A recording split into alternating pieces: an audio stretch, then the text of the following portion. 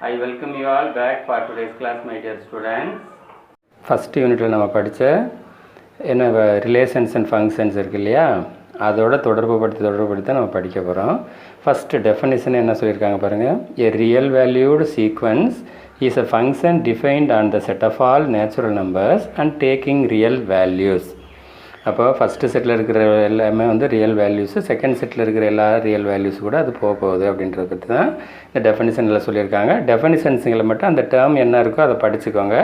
சில நேரங்களில் நம்ம வந்துட்டு அண்டர்ஸ்டாண்டிங் நம்ம என்ன புரிஞ்சுருக்கிறோமோ அதை எழுதினாலுமே கூட நமக்கு மார்க் கிடச்சிரும். சரி, எ ரியல் வேல்யூடு சீக்வன்ஸ் அப்படின்றதுக்கு என்னது தமிழில் நம்ம அர்த்தம் சொல்லலாம். சீக்வன்ஸாக இருக்குது அப்படின்னாக்கா தொடர்ச்சியாக இருக்குதுன்னு அர்த்தம் இல்லையா. சீக்வன்ஸுன்னு சொன்னாக்க என்னது, ஒரு சீக்வன்ஸ் ஆஃப் இன்சிடென்ட்ஸ் அப்படின்னு சொன்னால் என்ன அர்த்தம், தொடர்ச்சியாக நடந்த சில நிகழ்வுகள் அப்படின்னு சொல்கிறோம் இல்லையா. அப்போது ஏதோ ஒன்று தொடர்ச்சியாக இருக்குது, அப்படி தொடர்ச்சியாக இருக்கிறதுக்கு பேர் தான் என்னது, சீக்வன்ஸுன்னு சொல்கிறோம். இப்போ பாருங்கள், நமக்கு இந்த இல்லஸ்ட்ரேஷனில் என்ன சொல்லியிருக்காங்க பாருங்கள். ஃபஸ்ட்டு 1 3 5 7 இது தொடர்ச்சியாக இருக்குதா, தொடர்ச்சியாக போயிட்டே இருக்குது, டாட் போட்டிருக்காங்க, டிட்டோ போட்டிருக்காங்களா, இது ஒரு சீக்வன்ஸுப்பா. இந்த சீக்வன்ஸில் ஃபஸ்ட்டு டேர்மாக இருக்கிறது 1, செகண்ட் டேர்மாக இருக்கிறது 3, தேர்ட் டேர்மாக இருக்கிறது 5, ஃபோர்த்து டேர்மாக இருக்கிறது 7. பாருங்கள் என்ன சொல்லியிருக்கிறாங்க. இப்போ இதை வந்து நம்ம ஜெனரலைஸும் பண்ணலாம். ஜெனரலைஸ் பண்ணுறதெல்லாம் நம்ம பின்னால் பார்ப்போம். செகண்டு பாருங்கள், second illustration 1/2 1/3 1/4 1/5 is a sequence. இது ஒரு சீக்வன்ஸு. ஏன்னா இந்த நம்பர்ஸ் வந்து கண்டினியூஸாக போயிட்டே இருக்குது. மேலே வந்து நியூமரேட்டரில் இருந்த அந்த வேல்யூஸு அப்படி கூட்டிகிட்டே போச்சு, இங்கே டினாமினேட்டரில் இருக்கிற வேல்யூஸ் கூட்டிகிட்டே போகுது, நியூமரேட்டரில் ஒரே கான்ஸ்டன்ட் வேல்யூ இருக்குது. இந்த மாதிரி நம்ம எதை வேணாலும் க்ரியேட் பண்ணலாம். இந்த சீக்வன்ஸஸை வந்து நம்ம எப்படி ஃபங்க்ஷன்னு சொல்கிறோம். இப்போ பாருங்கள், இப்போ நமக்கு இந்த செகண்ட் செட்டை எடுத்துக்குவோம். Second set A1 A2 A3 A4 A5 இப்படி போயிட்டே இருக்குது. இப்போ ஃபஸ்ட்டு செட்டு வந்து இப்போ இங்கே நம்ம வந்து சீக்வன்ஸ் தான், இதை வந்து நம்ம ஃபங்க்ஷன்னு சொல்கிறோம். ஏன் இதை ஃபங்க்ஷன்னு சொல்கிறோம்னு சொன்னாக்க, இப்போ இங்கே T1 T2 T3 T4 தான், அதோட வேல்யூ என்ன வேணாலும் இருந்துட்டு போகுது. ஃபஸ்ட்டு டேர்ம் அப்படின்னு தான் நம்ம சொல்லுவோம். ஒரு சீக்வன்ஸினுடைய முதல்ல இருக்கிற அந்த நம்பரை வந்து நம்ம என்னென்னு சொல்லுவோம், ஃபஸ்ட்டு டேர்ம்னு சொல்லுவோம். அதனால் அதை T1 சொல்கிறோம். இந்த T1 ரிலேட்டட் டு ஏதோ ஒரு நம்பரு, இந்த T2 ரிலேட்டட் டு ஏதோ ஒரு நம்பரு, T3 ரிலேட்டட் டு ஏதோ ஒரு நம்பரு, T4 ரிலேட்டட் டு ஏதோ ஒரு நம்பரு, T5 ரிலேட்டட் டு ஏதோ ஒரு நம்பர். அப்போ இங்கே டேர்ம் 1 அப்படின்னு ஒரு நம்பர் இருக்குதுன்னு சொன்னாக்கா அது ஏதாவது ஒரு நம்ம டேர்மாக தான் இருக்கும். அது ஃபஸ்ட்டு டேர்மாக இருக்கலாம், செகண்ட் டேர்மாக இருக்கலாம், தேர்ட் டேர்மாக இருக்கலாம். அப்போ அந்த ஃபஸ்ட்டு செட்டில் இருக்கிற எல்லா எலிமெண்ட்டுக்குமே டேர்ம் 1ன்னு வந்துருச்சுன்னா அந்த சீக்வன்ஸில் ஒரே ஒரு டேர்ம் தான் இருக்குது அப்படின்னா அது T1 ரிலேட்டட் டு A1 அதோட முடிஞ்சு போயிடும். இல்லை அதில் 100 டேர்ம்ஸ் இருக்குதுன்னு சொன்னாக்கா அந்த 100 டேர்ம்ஸுக்கும் கண்டிப்பாக இங்கே ஒரு நம்பர் வேல்யூ செகண்ட் செட்டில் இருக்கும். சீக்வன்ஸஸ் எல்லாத்தையுமே நம்ம வந்து ஃபங்க்ஷன்னு சொல்லிடலாம். ஆனால் எல்லா ஃபங்க்ஷனுமே சீக்வன்ஸாக இருக்குமா அப்படிங்கிற ஒரு கேள்வி வருது. இதெல்லாம் நீங்கள் தெரிஞ்சுக்கிட்டு புரிஞ்சுக்கிட்டு போனீங்கன்னா தான் ஹையர் ஸ்டடீஸ்க்கு உங்களுக்கு ரொம்ப யூஸ்ஃபுல்லாக இருக்கும். இப்போ நம்ம ஃபங்க்ஷன்ஸில் என்னென்ன டைப் ஆஃப் ஃபங்க்ஷன்ஸ் பார்த்தோம். 1 ஃபங்க்ஷன் பார்த்தோம், on2 ஃபங்க்ஷன் பார்த்தோம், in2 ஃபங்க்ஷன் பார்த்தோம், many1 ஃபங்க்ஷன் பார்த்தோம். இப்போ இந்த சீக்வன்சஸில் வர்ற ஃபங்க்ஷன்ஸ் என்னவா மட்டும்தான் இருக்க முடியும்னு சொன்னாக்க, இப்போ இங்கே வந்து டேர்ம் 2வும் டேர்ம் 1ம் சேர்ந்து ஒரே ஒரு வேல்யூக்கு போக முடியுமா. டேர்ம் 1ங்கிறது ஒரு குறிப்பிட்ட வேல்யூ, டேர்ம் 2ங்கிறது இன்னொரு குறிப்பிட்ட வேல்யூ. அதனால் டேர்ம் 1ம் டேர்ம் 2வும் சேர்ந்துக்கிட்டு ஒரே ஒரு எலிமெண்ட்டை நோக்கி போக முடியாது. அப்போ many1 ஃபங்க்ஷனாக இருக்கிறது வந்துட்டு என்னவா இருக்க முடியாது, சீக்வன்ஸாக இருக்க முடியாது. சரியா, எல்லாம் ஞாபகம் வச்சுங்க. Any sequence can be called as functions, but all functions cannot be called as sequences. இது ரொம்ப முக்கியமாக நம்ம தெரிஞ்சுக்க வேண்டியதுப்பா. சரிப்பா, அடுத்து பாருங்கள். அடுத்து என்ன இருக்குது பாருங்கள். நமக்கு வந்துட்டு இந்த சீக்வன்ஸ் அப்படிங்கிறத நம்ம முடிச்சிட்டதுக்கப்புறம் அரித்மெட்டிக் ப்ரொக்ரெஷன் அப்படின்னு சொல்லிட்டு ஒன்று படிக்க போகிறோம். என்ன படிக்க போகிறோம், அரித்மெட்டிக் ப்ரொக்ரெஷன். அது என்ன சார் அரித்மெட்டிக் ப்ரொக்ரெஷன். இப்போ சீக்வன்ஸுக்கு வந்துட்டு த செகண்ட் டேர்ம், அதாவது ஃபஸ்ட்டு டேர்ம்லேருந்து செகண்ட் டேர்ம் ஃபார்ம் ஆகிறதுக்கு நம்ம எப்படி மறுபடியும் அங்கே தான் போகிறோம் ஃபஸ்ட்டு யூனிட்டுக்கு. ஒரு ரிலேஷனுக்கு நம்ம என்ன சொல்லுவோம், ஒரு சம் ஸ்பெசிஃபிக் கண்டிஷன்ஸ் கொடுத்து அந்த கண்டிஷனை சாட்டிஸ்ஃபை பண்ணுற எலிமெண்ட்டோட போயிட்டு அந்த இப்போ ப்ரீ இமேஜ் வந்து ரிலேட் ஆகும் இல்லையா. அது மாதிரி ஒரு டேர்ம் 1க்கும் டேர்ம் 2க்கும் ஏதோ ஒரு ஸ்பெசிஃபிக் ரிலேஷன்ஷிப்பு வச்சு அந்த வேல்யூவோட போய் ரிலேட் ஆகுச்சுன்னு சொன்னாக்க அது சீக்வன்ஸியா.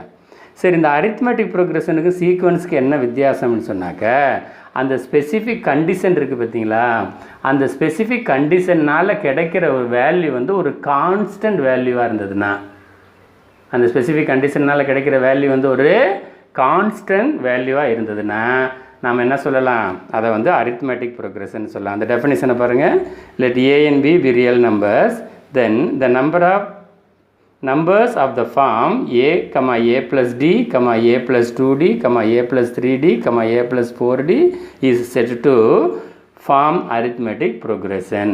அதாவது எந்த 2 கன்சிக்யூட்டிவ் வேல்யூஸ் எடுத்துக்கிறோம், அது ஒரு சீக்வன்ஸேவாக இருக்குது, அந்த சீக்வன்ஸ் எடுத்துக்கிட்டு அது அரித்மெட்டிக் ப்ரோக்ரெஷனானு நீ சொல்லணும், ஸ்பெசிஃபை பண்ணணும் அப்படின்னு சொன்னாக்க, அந்த சீக்வன்ஸில் இருக்கிற ஏதாவது 2 டேர்ம் எடுத்துக்க போகிற அந்த செகண்ட் டேர்ம்லேருந்து ஃபஸ்ட்டு டேர்மை சப்ட்ராக்ட் பண்ணி பார்க்கும்போது கிடைக்கிற ஆன்சரு, அதுக்கு முன்னால் ஏதாவது ஒரு இடத்துல வந்துட்டு second term first term subtract பண்ணி பார்க்கும்போது கிடைக்கிற ஆன்சருக்கு ஈக்குவலாக இருந்ததுன்னா அது அரித்மெட்டிக் ப்ரோக்ரெஷன். அந்த எந்த 2 டேர்முக்கு இடையில இருக்கிற அந்த டிஃப்ரென்ஸ் வந்து மாறாமல் இருந்ததுனாக்கா அது அரித்மெட்டிக் ப்ரோக்ரெஷன். அந்த மாறாமல் இருக்கிற அந்த டிஃப்ரென்ஸுக்கு பேர் தான் என்னன்னு சொல்லியிருக்காங்க, காமன் டிஃப்ரென்ஸ். இது நம்ம செகண்டாக பார்க்க போகிற அரித்மெட்டிக் ப்ரோக்ரெஷன். அரித்மெட்டிக் ப்ரோக்ரெஷனுங்கிறது என்னது, எ constant value will be added in each and every term அப்படின்றது தான் வந்து அரித்மெட்டிக் ப்ரோக்ரெஷன். சீக்வன்ஸில் அப்படி இருக்காது. ஒரு டேர்முக்கு இன்னொரு டேர்முக்கு இடையில் இருக்கிற டிஃப்ரென்ஸு இன்னும் 2 டேர்முக்கு இடையில் இருக்கிற டிஃப்ரென்ஸை விட வேறையாக கூட இருக்கலாம். அதுக்கான எக்ஸாம்பிள்ஸ்லாம் நம்ம பார்க்க போகிறோம், கணக்குகள் பார்க்கும்போது நமக்கு புரியும். சரி, மூணாவதாக நம்ம பார்க்குறது சீரீஸ். என்ன சீரீஸ்னால் என்னது, பாரதி கண்ணம்மாவா? இல்லை, சீரீஸ். அப்போ நம்ம இந்த அரித்மெட்டிக் ப்ரோக்ரெஷனில் சீக்வன்சஸில் நம்பர் சிஸ்டமில் நம்ம சீரீஸ் அப்படின்னு சொன்னோம்னாக்க, the summation of all the terms in any sequence. அது சீக்வன்ஸாக இருந்தாலும் சரி, அரித்மெட்டிக் ப்ரோக்ரெஷனாக இருந்தாலும் சரி, அதனுடைய இருக்கிற டோட்டல் டேர்ம்ஸு என்ன சொல்லியிருக்காங்க, சீரீஸ்னால் என்ன சொல்கிறாங்க பாருங்கள், the sum of the terms of a sequence is called series.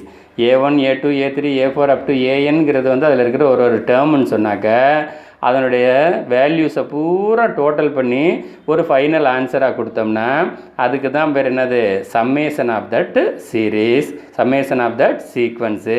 அதை வந்து நம்ம வந்துட்டு சீரீஸ் அப்படிங்கிற ஏரியாவில் நம்ம பார்க்க போகிறோம். இது மூணும் பார்த்துட்டோன்னு சொன்னாக்க நமக்கு வந்து ஃபஸ்ட்டு இதில் இருக்கிற இந்த மூணு டிஃப்ரெண்ட் எக்ஸசைஸில் வரும். இந்த 3 எக்ஸசைஸுமே நம்ம வந்துட்டு ஒரே சீக்வன்ஸில் பார்க்க போகிறோம். இது பார்த்து முடிச்சதுக்கப்புறம் ஜியாமெட்ரிக் ப்ரோக்ரெஷன் அது என்னங்கிறத நம்ம அங்கே பார்க்கலாம். இப்போ நம்ம sequence and arithmetic progression and series இது சம்மந்தமாக நம்ம என்ன பண்ண போகிறோம், சம்ஸ் எல்லாம் போட ஆரம்பிக்க போகிறோம். சரியா? Find the next 3 terms of the first sequence given below. First sequence என்ன கொடுத்துருக்குறாங்க, 1/2, 1/6, 1/10, 1/4. By observing the given sequence, first டேர்ம்லேருந்து என்ன இருக்குது, டினாமினேட்டரில் வந்துட்டு ஒரு 4 ஆட் ஆகிருக்கு. அதுக்கப்புறம் பாருங்கள், அதிலேருந்து 6லேருந்து ஒரு 4 ஆட் ஆகிருக்கு. அதுக்கப்புறம் பாருங்கள், அதுக்கப்புறம் ஒரு 4 ஆட் ஆகிருக்கு. அப்போ நம்ம இதை அதுக்கு அடுத்த 3 டேர்ம்ஸ்னாக்க the next 3 terms could B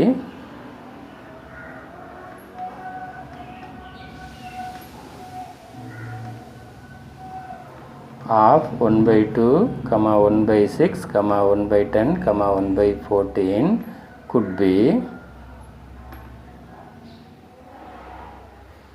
1/14க்கு அப்புறம் 4 ஆட் பண்ணிங்கனாக்கா 1/18, அதுக்கப்புறம் ஒரு 4 ஆட் பண்ணிங்கன்னா 1/22, அதுக்கப்புறம் ஒரு 4 ஆட் பண்ணிங்கன்னா 1/26. சரியா? சரி, நெக்ஸ்ட் செகண்ட் பாருங்கள். ஃபஸ்ட்டு டேர்ம்லேருந்து பாருங்கள், ஃபஸ்ட்டு டேர்ம் 5 இருக்குது, அதுக்கப்புறம் 2 இருக்குது, அதுக்கப்புறம் -1 வருது, அதுக்கப்புறம் -4 வருது. 5லேருந்து -3, அதுக்கப்புறம் 2லேருந்து -3, அதுக்கப்புறம் -1, -3, அதுக்கப்புறம் 4 மைனஸ் 3, அதுக்கப்புறம் அது என்ன வேல்யூவோ அதுலேருந்து ஒரு -3. இப்போ பார்த்தோம்னாக்க ஃபஸ்ட்டு டேர்ம் என்ன வருது, நமக்கு 5 இருக்குதா, 5ல் 3 போச்சுனாக்கா நமக்கு என்ன கிடச்சிது, 2 கிடச்சிது. 2ல் -3 போச்சுன்னு சொன்னாக்கா -1 கிடச்சிது. -1ல் -3 போச்சுன்னா -4 கிடச்சிது. இந்த -4ல் -3 போச்சுனாக்கா -7 கிடைக்கும். -7ல் -3 போச்சுன்னு சொன்னாக்கா என்ன கிடைக்கும், -10 கிடைக்கும். அதுக்கப்புறம் என்ன ஆகும், -13 கிடைக்கும். இந்த மாதிரி போயிட்டே இருக்கும். 1 0.1 0.01 இப்படி போயிட்டே இருக்கியா. இதை நம்ம வந்து கொஞ்சம் ஃப்ராக்ஷனில் எழுதிக்கிடுவோம். 1 0.1 என்னது, 1/10ன்னு எழுதலாமா, 1/10 சரியா. 1, 1/10, 1/100 இப்படி போயிட்டே இருக்கும். அப்போ என்னாச்சு, இது அப்சர்வ் பண்ணாலே தெரியுது. 1க்கு அப்புறம் 1/10, அதுக்கப்புறம் 1/100, அதுக்கப்புறம் obviously the next term could be 1/1000, 1/10,000, 1/1,00,000 அந்த மாதிரி போயிட்டே இருக்கு. ஸோ இதுக்கு அடுத்த லைன் வந்துட்டு நம்ம வந்து டெசிமல்ஸில் ஆன்சரை கொடுக்கணும். அந்த டெசிமல்ஸில் புக்கில் என்ன ஆன்சர் இருக்கோ அதை மட்டும் இந்த லைனில் கடைசியாக மட்டும் ஆட் பண்ணிக்கோங்க. Find the general term of the following sequences. Sequence அவங்க கொடுத்துட்டாங்க. இது அடுத்த நெக்ஸ்ட்டு 3 டேர்ம்ஸ் கண்டுபிடிக்கலாம் சொல்லலை. இந்த மாதிரி போயிட்டு இருந்ததுன்னா இதனுடைய பொதுவான ஜென்ரல் டேர்ம் எப்படி இருக்கும் அப்படிங்கிறத தான் இப்போ நம்ம சொல்கிறாங்க. இப்போ நம்ம இதை எப்படி அப்ரோச் பண்ணணும்னு சொன்னாக்க, first term T1 is equal to 3. T1 is equal to 3யா. இப்போ நம்ம இதை என்ன பண்ண போகிறோம், அதாவது T1 நான் வந்து நமக்கு கன்வீனியண்ட்டாக நம்ம எழுத போகிறோம். T1 is equal to 1 into 3 அப்படின்னு சொல்லி எழுதலாம். எழுதாமல் எழுதக்கூடாதா, எழுதலாம். சரி, அப்போ T2 is equal to 2 into 3, அதுதான் அங்கே இருக்குது. 2 into 3 தான் என்னது, 6. அப்போ T3 is equal to 3 into 3, ஆமாவா இல்லையா. அப்போ இது இப்படியே போயிட்டே இருந்ததுன்னா Tn, அதாவது டேர்ம் n. இப்போ இந்த எக்ஸசைஸை பொறுத்த மட்டும் ஏன்னு சொல்லுவாங்க. அடுத்த எக்ஸசைஸ் போகும்போது டீன்னு சொல்லுவாங்க. நம்ம இங்கேருந்தே என்னென்னு படிச்சுட்டு போயிடுவோம், டீன்னு படிச்சுட்டு போயிடுவோம். ஏன்னா நமக்கு பின்னால் யூஸ் ஆகும். ஏன்னு கொடுத்தாலும் A1 A2 A3ன்னு கொடுத்தாலும் T1 T2 T3ன்னு சொன்னாலும் எல்லாமே ஒன்று தான். இந்த first term second term third டேர்மை தான் அது ரெப்ரசன்ட் பண்ணுது. அப்போ Tn அப்படிங்கிறது என்னவாக இருக்கும், n into 3யாக இருக்கும். therefore Tn is equal to 3n அப்படின்னு சொல்லி நம்ம ஆன்சர் ஃபைனல் ஆன்சரை சொல்லிடலாம். சரியா. செகண்ட் சப்டிவிஷன் 1/2, 2/3, 3/4 அப்படின்னு சொல்லிட்டு இருக்குது. இப்போ இதை பார்த்தாலே தெரியுது. மேலே வந்து 1 2 3, கீழே 2 3 4. அப்போ இதை எப்படி எழுதலாம், T1 is equal to 1/2 which is equal to 1/1 plus 1 அப்படின்னு சொல்லி சொல்லலாமா. அப்போ T2 என்னது 1 plus 1 by என்னது 2 plus 1. 2 plus 1 தானே 3. இப்போ மேலே வந்து 1 plus 1ன்னு சொன்னாக்க இங்கே வந்து அதாவது 1 plus 1ன்னு கூட சொல்ல வேண்டியதில்லை. மேலே இருக்கிறது அப்படியே சொல்லிடலாம். ஃபஸ்ட்டு டேர்முக்கு 1, செகண்ட் டேர்முக்கு 2. இப்போ தேர்டு டேர்முக்கு 3/3 plus 1. Obviously Tn is equal to n/n plus 1. n/n plus 1ன்னு சொல்லிட்டு நம்ம அழகாக சொல்லிடலாம். தேர்ட் சப்டிவிஷனில் T1 என்னவா இருக்குது, 5ன்னு இருக்குது. இப்போ இந்த T1 நம்ம மாற்றி எழுத போகிறோம். எப்படி எழுத போகிறோம், -1 the whole power 1 plus 1 into 5 power 1. அப்போது T2 எப்படி எழுதலாம், -1 the whole power 2 plus 1 into 5 power 2 அப்படின்னு சொல்லி எழுதலாம். இப்போ T3 எப்படி எழுதுவீங்க, -1 the whole power 3 plus 1 into 5 power 3 அப்படின்னு சொல்லி எழுதுவீங்க. இப்போ என்னாகும், T1 வந்து இது இப்போ 1 plus 1 என்னது 2 ஆகிடும். -1 ஸ்கொயர் பண்ணால் +1 தான் வரும். +1 into 5 5ன்னு வந்துடும். சரியா. அதே மாதிரி இங்கே பாருங்கள், -1 the whole power 3.